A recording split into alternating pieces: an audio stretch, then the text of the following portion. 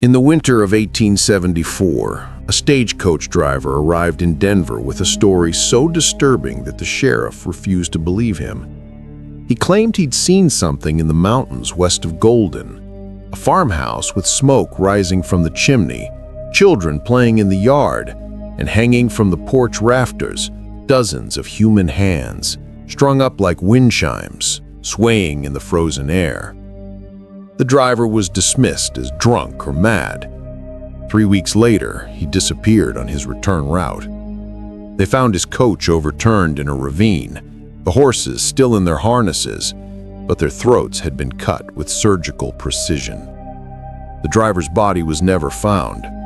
What they did find, scattered in the snow for half a mile, were pieces of his clothing, torn to shreds, and something else, small footprints. Children's footprints, barefoot in the snow, leading up the mountain toward that farmhouse. For over a century, the legend of the Colorado Cannibal family has been whispered in mining towns and pastoral communities throughout the Rockies. A family, they said, that lured travelers to their death. A clan of inbred mountain folk who'd lost their humanity in the isolation of the peaks. But as we dug deeper into county records, newspaper archives, and forgotten testimonies, we discovered something far more unsettling. There was no family. There was only one man. And what he did to survive, and then to thrive in those mountains, makes the legend seem almost merciful by comparison. The man's name was Elias Harrow. Born in 1843 in rural Pennsylvania, Elias was the youngest of 7 children in a family of failed farmers. His father drank. His mother died young. By the time Elias was 12, he was working in the coal mines, his lungs already blackening, his childhood already stolen. He learned early that the world didn't care if you lived or died. That lesson would shape everything that followed. In 1863, Elias enlisted in the Union Army, hoping for steady pay and 3 meals a day. He was assigned to the 8th Pennsylvania Infantry and sent west to fight in the frontier wars. But Elias never saw glory. He saw cold. He saw starvation. He saw men eat their boots, their belts, and when those were gone, he saw them eye each other with a hunger that had nothing to do with loyalty or brotherhood. During the winter of '64, Elias's regiment was cut off in the Montana Territory, surrounded by hostile forces and buried under 10 feet of snow. They had no food, no ammunition, no hope. By the time relief arrived, only 9 men were still alive. Elias was one of them. The others didn't speak of what had kept them breathing, but the army doctors noted something in their reports. Marks on the bones found in the camp. Cut marks. Saw marks, and Elias, they noted, had gained weight. He was quietly discharged. No trial, no questions. The army wanted the incident buried as deep as the snow that had caused it. Elias drifted west, working odd jobs, ranch hand, mill worker, freight loader. He didn't talk much, didn't drink, didn't make friends.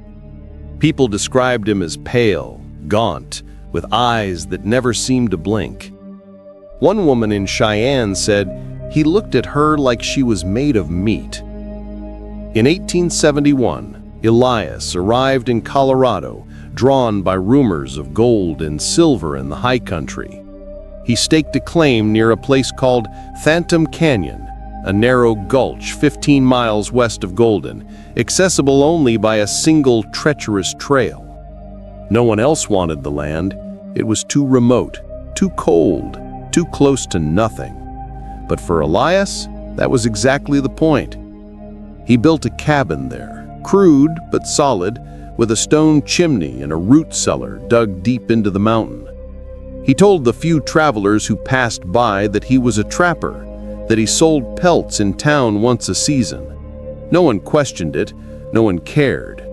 But Elias wasn't trapping animals. He was trapping something else. Over the next 3 years, at least 50 people vanished along that stretch of trail. Prospectors, families, drifters.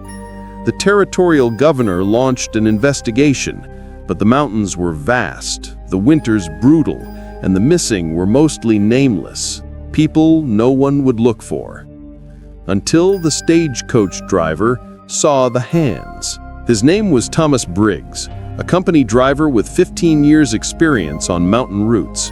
He knew every bend, every rock slide, every dangerous crossing. He wasn't a man prone to imagination or panic. But on the morning of January 7th, 1874, Thomas saw something that shattered his understanding of the world. He'd been forced off the main trail by a snowdrift and took a detour through Phantom Canyon, a route he usually avoided. That's when he saw the cabin. Smoke curling from the chimney, a woman's dress hanging on a line, frozen stiff, and on the porch, swaying gently in the wind, were what he first thought were gloves. But gloves don't have fingernails. Thomas stopped his coach. He sat there for a full minute, trying to make sense of what he was seeing. Then he saw the children. 3 of them, maybe 4. Small figures moving in the yard, their faces pale, their clothes ragged. One of them looked up at him, smiled, and waved. Thomas cracked the reins and drove his horses harder than he ever had in his life. He reached Denver by nightfall and went straight to the sheriff. But when he told his story, the lawmen laughed. They'd heard tales of Phantom Canyon before. Ghost stories mostly, legends meant to scare greenhorns. They told Thomas to sleep it off. So he did. And 3 weeks later, he was dead. They found his stagecoach on February 3rd, 1874, overturned at the bottom of a ravine along the same route he'd taken before. The horses were dead, their throats opened with clean, deliberate cuts, not the jagged tears of a predator, but the work of a blade. The coach itself had been stripped of anything valuable. Mail pouches, luggage, even the leather seat cushions were gone. But Thomas Briggs was missing. A search party of 12 men combed the area for 2 days. They found his hat, his coat, his boots, lined up neatly beside a frozen creek as if he'd taken them off to wade across. And then they found the footprints. Small, barefoot, child-sized, leading up the canyon wall toward the ridge. One of the searchers, a man named Samuel Cord, later wrote in his journal that the prints looked fresh, as if the children had been there only hours before. But that made no sense. It was 20 degrees below zero. No child could survive barefoot in that cold, unless they weren't entirely human anymore. Samuel convinced 3 others to follow the tracks. They climbed for 6 hours, the prints leading them higher and higher into the mountains, winding through trees and over frozen streams, always heading toward Phantom Canyon. And then, just as the sun began to set, they saw it. The cabin, exactly where Thomas Briggs had described it, with smoke rising from the chimney and something hanging from the porch. Samuel Cord raised his rifle. The other men did the same. They approached slowly, boots crunching in the snow, breath clouding in the frozen air. The cabin looked abandoned, but the smoke said otherwise. Someone was inside. Someone was warm. Someone was cooking. The smell hit them before they reached the door. It was thick, greasy, sweet in a way that made Samuel's stomach turn. It smelled like pork, but not quite. One of the men whispered that they should turn back, that whatever was inside wasn't worth finding. But Samuel had known Thomas Briggs. They'd shared drinks, stories, years of friendship. If Thomas was dead, Samuel wanted to know why. He kicked the door open. The cabin was dark except for the glow of the fireplace. A pot hung over the flames, bubbling quietly. The walls were bare except for tools, saws, knives, hooks, all clean, all organized, and sitting in a chair by the fire, perfectly still, was a man, tall, thin, pale as snow. He didn't turn around, didn't move. He just sat there, staring into the flames, as if the four-armed men behind him didn't exist. Samuel aimed his rifle at the man's head and said, "Where's Thomas Briggs?" The man didn't answer, didn't even blink. So Samuel asked again, louder, "Where is Thomas Briggs?" And finally, the man spoke. His voice was soft, calm, almost kind. He said, "He's resting now. They all are." Samuel told the man to stand, slowly, hands where they could see them. The man obeyed. He rose from the chair like he had all the time in the world, his movement smooth, controlled, unsettling. When he finally turned around, the men saw his face, hollow cheeks, sunken eyes, lips cracked and pale. But it was his expression that froze them. He wasn't afraid, wasn't angry. He looked almost relieved, like he'd been waiting for this moment, waiting to be found. Samuel asked him his name. The man said, "Elias Halrow." Samuel asked if he lived alone. Elias smiled. It wasn't a pleasant smile. He said, "I used to." One of the other men, a deputy named William Thorne, moved toward the back of the cabin. There was a door there, half hidden behind a stack of firewood. William pushed it open and immediately stepped back, gagging. The smell that poured out was unbearable. Decay, rot, something far worse. He covered his mouth and forced himself to look inside. It was a root cellar, and it was full. Sides of meat hung from hooks in the ceiling, wrapped in cloth, preserved in the cold. At first, William thought it was venison, elk maybe, but then he saw the hand, still attached to an arm, still wearing a ring. He stumbled backward, shouting for the others. Samuel and the remaining men rushed over, looked inside, and understood immediately what they were dealing with. This wasn't a trapper. This wasn't a hermit. This was something far worse. They dragged Elias outside and tied him to a tree while they searched the cabin. What they found would haunt them for the rest of their lives. In the cellar, there were at least 20 bodies, some whole, some dismembered, some reduced to nothing but bones.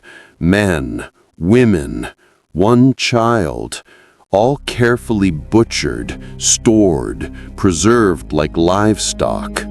In a wooden chest, they found personal effects, watches, jewelry, coins, photographs.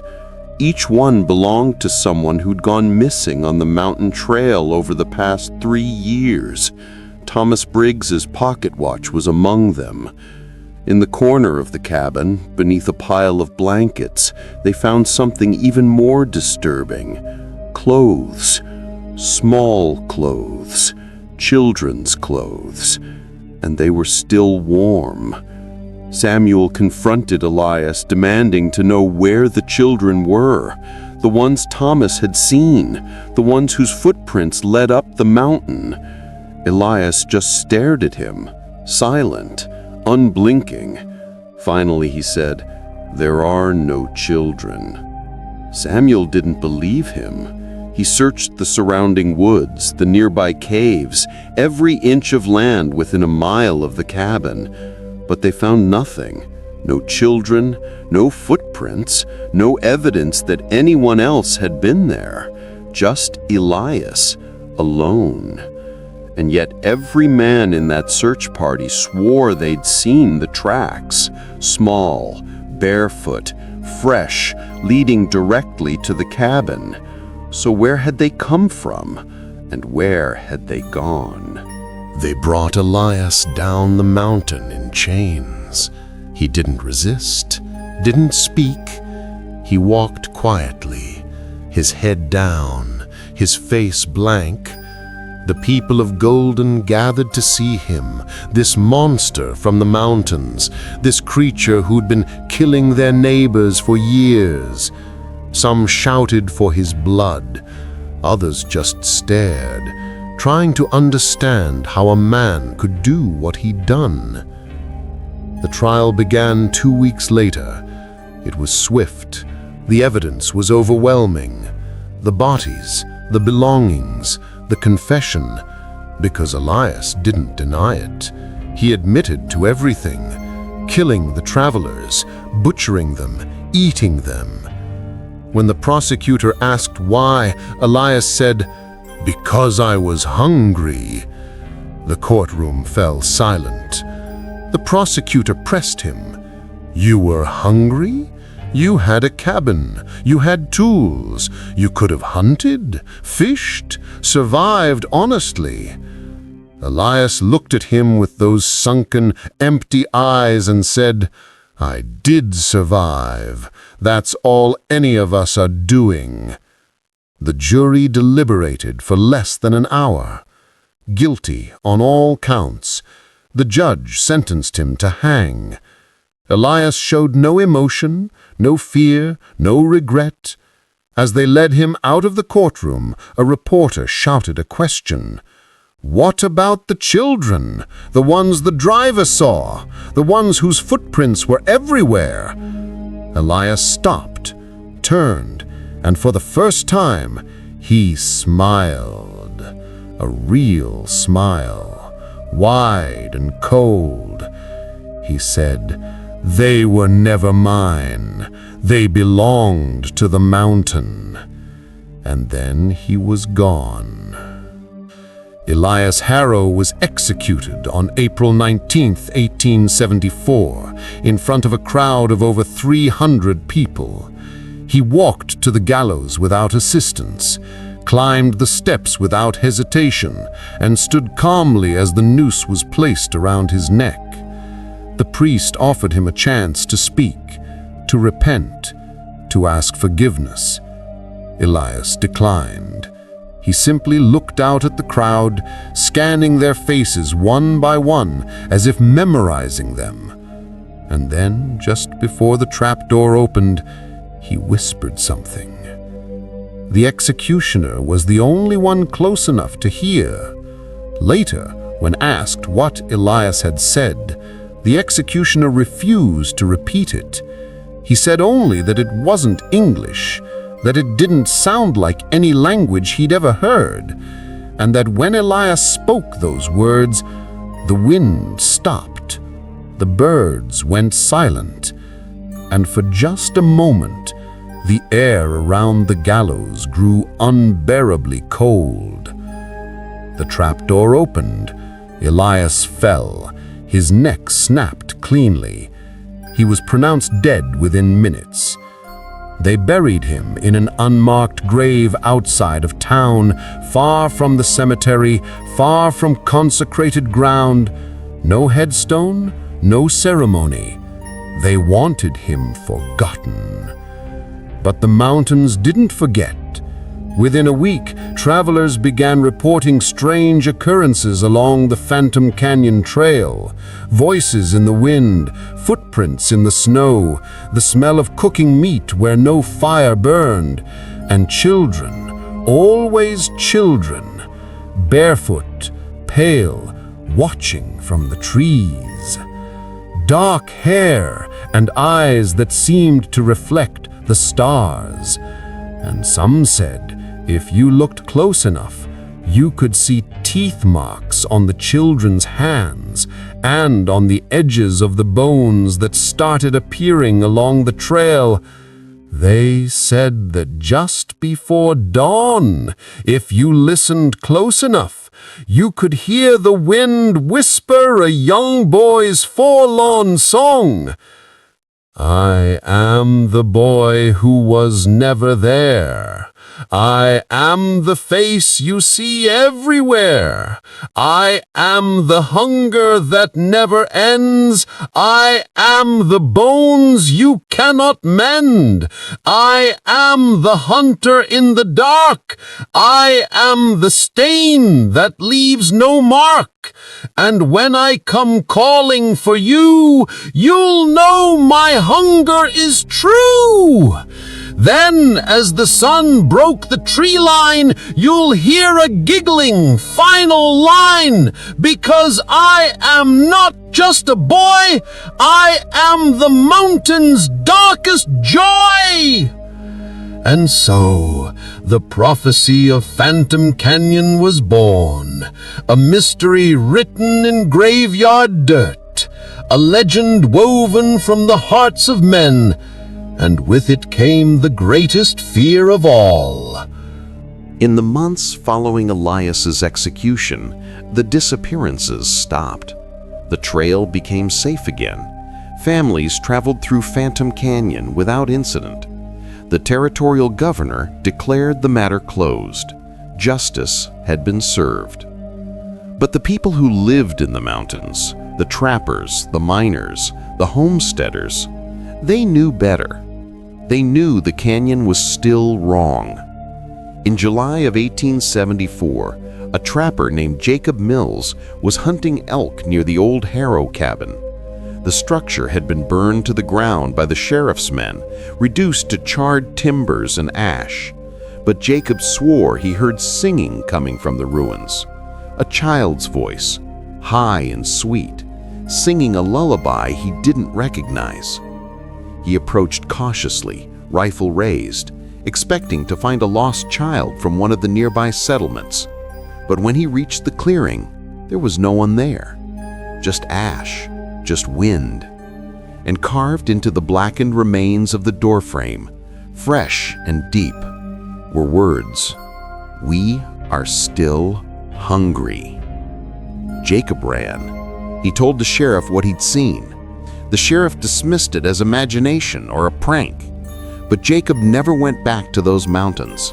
He sold his claim, moved east, and refused to speak of Colorado for the rest of his life. Others weren't so lucky. In 1875, a family of 4 vanished while traveling to Denver. Their wagon was found overturned near Phantom Canyon. The horses were gone. The supplies were gone. And scratched into the side of the wagon were small handprints, children's handprints, in blood. By 1876, the legend had grown beyond control. Some said Elias Harrow had cursed the land before he died. Others claimed he'd made a pact with something in those mountains, something old, something hungry, something that didn't die when he did. The local Ute tribes refused to enter Phantom Canyon. They called it the place where shadows eat. They said the land had been poisoned long before Elias arrived, that he'd simply fed it, given it strength, and now it would never stop feeding. A priest from Denver, Father Michael Donovan, decided to investigate.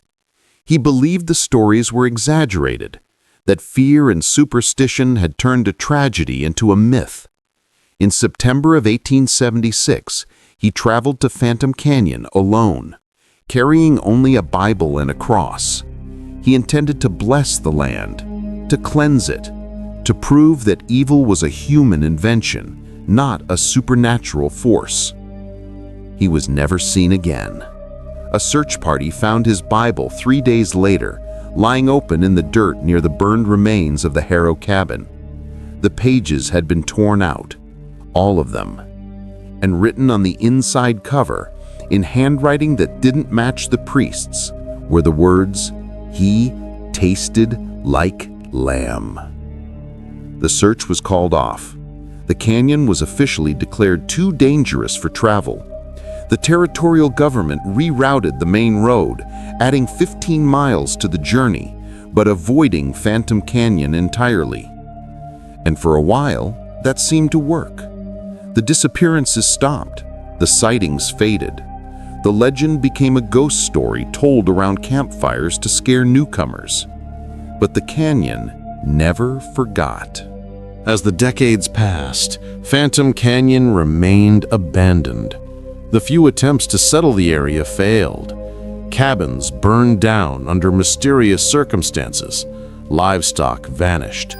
Settlers reported nightmares so vivid they couldn't tell if they were asleep or awake. By the turn of the century, the canyon was considered cursed, and the state government seized the land, declaring it unsuitable for development. It remains that way today. In the 1920s, a group of college students from Boulder decided to hike into Phantom Canyon as a dare. They brought cameras, notebooks, and a healthy dose of skepticism. They wanted to debunk the legend once and for all. 3 of them made it back.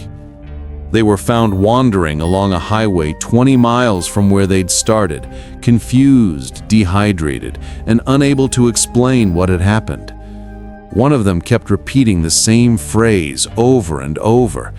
"The children are still there. The children are still hungry." When asked what children, she couldn't answer. She just stared into the distance, trembling, her eyes wide and glassy. The 2 who didn't return were never found. Their families hired search teams, offered rewards, even brought in bloodhounds. But the dogs refused to enter the canyon. They would stop at the tree line, whining, backing away, unwilling to take another step. One handler said he'd never seen anything like it. The dogs weren't just scared, they were terrified.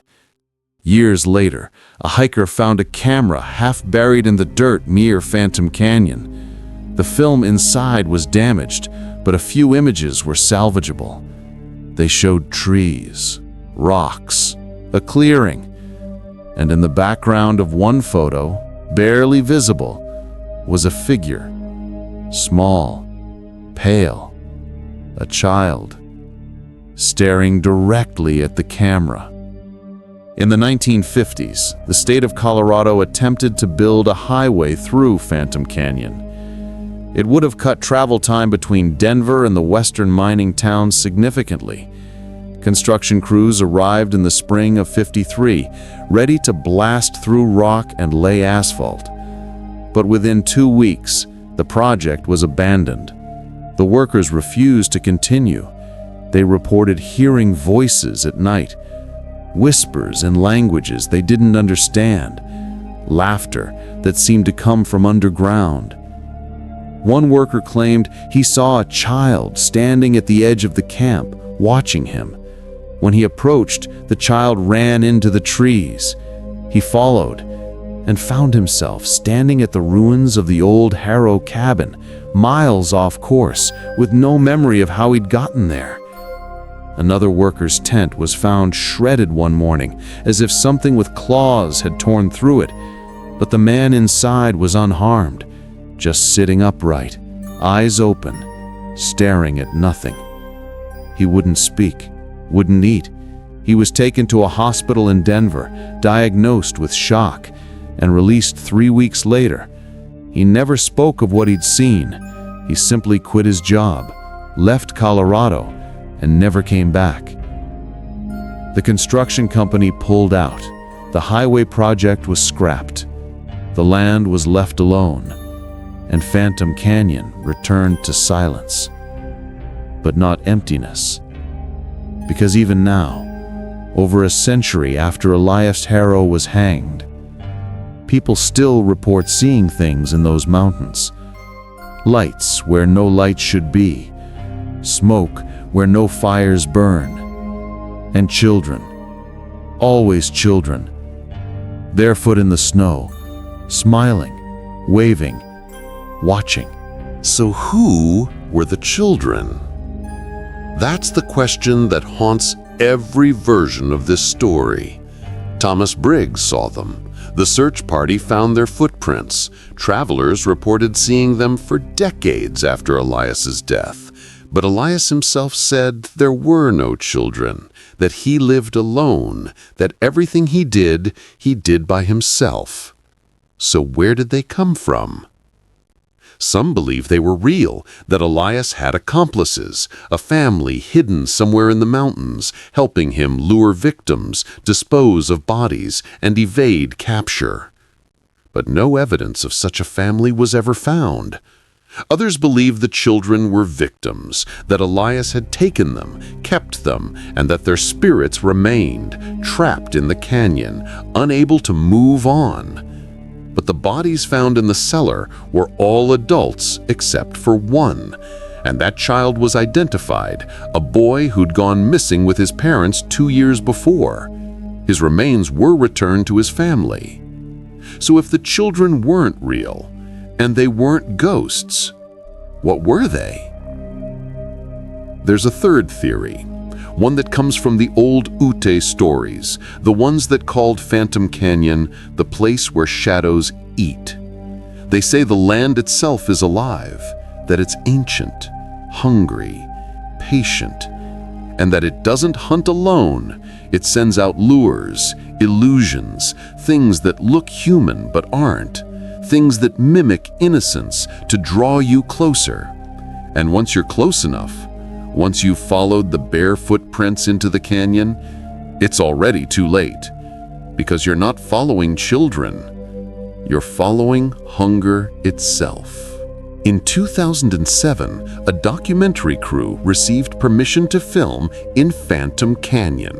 They wanted to investigate the legend, separate fact from fiction, and finally put the story to rest. They brought historians, forensic experts, and state-of-the-art equipment. They spent 3 days in the canyon. On the first day, they surveyed the area, took soil samples, and mapped the location of the old Harrow cabin. Everything seemed normal, quiet, uneventful. On the second day, they began filming interviews near the ruins. The historian was explaining the facts of the case, the trial, the execution, the confirmed victims, when the cameraman stopped recording. He said he'd heard something, a voice, a child's voice. The crew played back the footage. On the audio track, beneath the historian's voice, there was another sound. Faint, distant, singing. No one had heard it in person. Only the microphone picked it up. They reviewed the rest of their footage.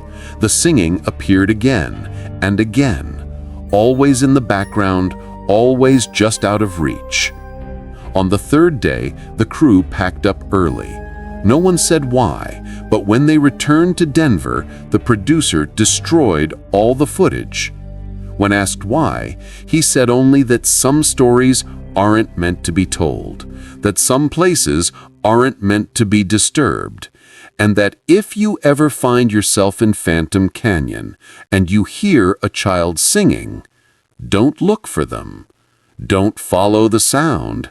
Just leave. Because whatever you find won't be a child. It'll be something wearing a child's face. And by the time you realize that, it'll be too late. Let's return to the facts, to what we know for certain. Elias Harrow was real. He lived in Phantom Canyon. He killed at least 20 people, possibly more. He butchered them, stored them, and consumed them. He did this alone over a period of 3 years and was only caught because a stagecoach driver happened to take a wrong turn. These are facts. Everything else, the children, the voices, the hauntings, could be explained as folklore, as the human need to make sense of senseless horror by adding supernatural elements. But here's what doesn't fit. The footprints. Multiple witnesses saw them, documented them, drew maps showing their locations. They weren't imagined. They were real, and they were everywhere. So if Elias lived alone, who made them? There's a possibility no one wants to consider, that Elias didn't work alone, not because he had human accomplices, but because he didn't need them. That something else was already living in those mountains, something that had been there long before Elias arrived. And when he began killing, when he began feeding the land with blood and bone, it woke up. It noticed him, and it helped him. Not out of kinship, not out of loyalty, but because he was useful. Because every person he lured into that canyon, every body he buried, every scream that echoed through those trees fed it, made it stronger. And when Elias was caught, when he was hanged and buried, it didn't die with him. It just waited for the next person, the next traveler, the next fool who thought they could walk through Phantom Canyon and come out unchanged. So, what was Elias Harrow? A man? A monster? Or something in between? The truth is, we may never know. What we do know is that he wasn't the first. In 1862, 12 years before Elias arrived, a trapper named Samuel Hooks was found dead in Phantom Canyon. His body was discovered in a cave surrounded by human bones. The authorities assume he'd been attacked by a wild animal, but the bones were too clean, too organized, too deliberate. In 1854, a family of settlers vanished while crossing the Rockies. Their wagon was found abandoned near Phantom Canyon. No bodies were ever recovered, but carved into the side of the wagon in letters small and precise were the words, "They came at night." And even earlier, in the 1830s, Ute oral histories describe a hunger spirit that lived in the canyon, a thing that wore human skin, that lured travelers with the voices of children, that could never be satisfied. The Ute avoided the canyon. They performed rituals to keep the spirit contained. But when white settlers arrived, those rituals stopped. The land was opened, developed, exploited, and the hunger spirit, whatever it was set free. Elias Harrow didn't create the horror of Phantom Canyon. He simply fed it, gave it strength, gave it names and faces and stories. And when he died, it didn't die with him. It just went back to waiting, because that's what it does. It waits, it watches, it hungers, and sooner or later, someone always comes. In 2012, a hiker named Rachel Horn was backpacking through the Rockies. She wasn't trying to find Phantom Canyon. She'd never even heard the story. She was just following a trail, enjoying the solitude, when she took a wrong turn. By the time she realized she was lost, the sun was setting. She decided to make camp and wait until morning. But as she set up her tent, she heard something. A voice, a child's voice, calling her name. Rachel froze. No one knew she was out there. She hadn't told anyone her route, so how could anyone know her name? She turned toward the sound, and there, standing at the edge of the trees, was a little girl, maybe 6 years old, barefoot, wearing a dress that looked like it belonged in the museum. The girl smiled, waved, and said, "Are you lost?" Rachel nodded. The girl said, "I can help you. Follow me." And she turned and walked into the trees. Rachel hesitated. Every instinct told her not to follow. But the girl looked so real, so innocent, so lost. So Rachel followed. For 10 minutes, she walked behind the little girl, deeper into the forest, farther from the trail. And then the girl stopped, turned, and said, "We're here." Rachel looked around. They were standing in a clearing, and in the center of the clearing were the burnt remains of a cabin. Rachel's blood went cold. She recognized it from the photos she'd seen online. The Harrow cabin. She was in Phantom Canyon. She turned to run, but the little girl was gone. And in her place, standing in the shadows, were dozens of others. All children, all barefoot, all smiling. Rachel ran. She didn't look back, didn't stop. She ran until her lungs burned, until her legs gave out, until she collapsed on the side of a highway, sobbing and shaking. A passing driver found her and took her to a hospital. She told the doctors what she'd seen. They said it was dehydration, altitude sickness, stress. But Rachel knew what she'd seen, and she never went hiking again. Her story spread online. Skeptics dismissed it. Believers added it to the growing list of encounters. But the one detail that everyone fixated on was what Rachel said the little girl looked like, because she described her perfectly, down to the dress, the hair, the smile. And when investigators showed Rachel a photograph from 1874, a picture taken from one of the victim's belongings found in Elias Harrow's cabin, Rachel went pale, because the girl in the photo was the same girl she'd seen in the woods, the same girl who'd led her into Phantom Canyon, the same girl who'd been dead for over 100 years. So how do we explain this? How do we reconcile the facts with the stories? We can't, not completely, but we can acknowledge that Phantom Canyon is real, that Elias Harrow was real, that people have died there, and that something, whether it's mass hysteria, shared trauma, or something far older and darker, still lingers in those mountains, still watches, still waits, still hungers. The official stance of the Colorado State Parks Department is clear. Phantom Canyon is not haunted. It's not cursed. It's simply remote, difficult to navigate, and dangerous for inexperienced hikers. They point to natural explanations for every reported phenomenon. The voices, wind through the canyon. The footprints, animals misidentified in the snow. The children, hallucinations brought on by isolation and fear. And maybe they're right. Maybe every single person who's claimed to see something in Phantom Canyon was mistaken, delusional, or lying. But that doesn't explain why the dogs won't go in, why construction workers abandoned a multi-million-dollar project, why a priest vanished without a trace, why Rachel Horn, an experienced hiker with no prior knowledge of the legend, saw a girl who'd been dead for a century. It doesn't explain the journal, the carvings, the photographs. And it doesn't explain why, even now, over 150 years after Elias Harrow was hanged, people still vanish in those mountains. Not often, not in large numbers, but enough.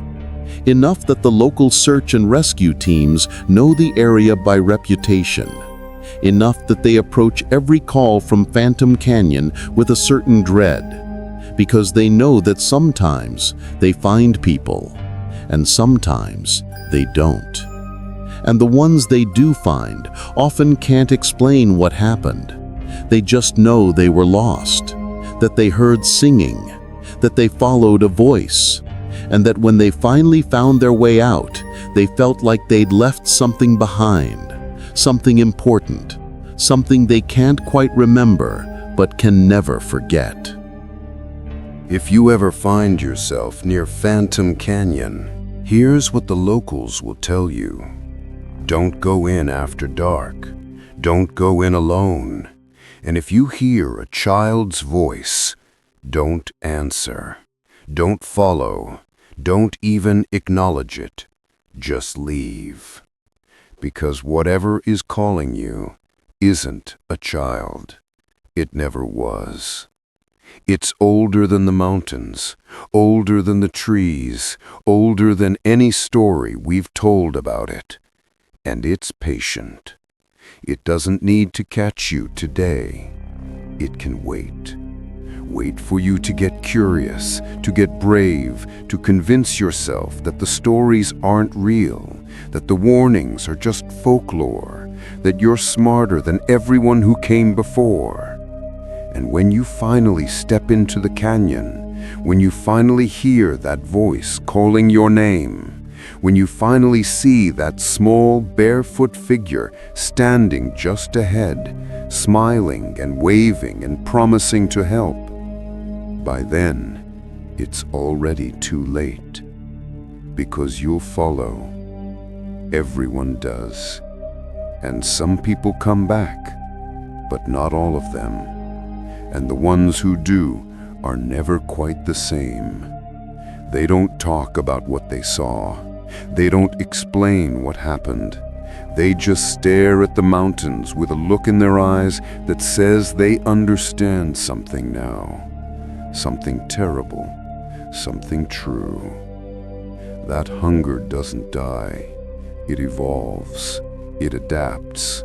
It waits. And in Phantom Canyon, it's still waiting. For you. For me. For anyone foolish enough to think they're different, that they're safe, that they're too smart to fall for a child's voice in the woods. But that's how it always starts, with a voice, a footprint, a smile.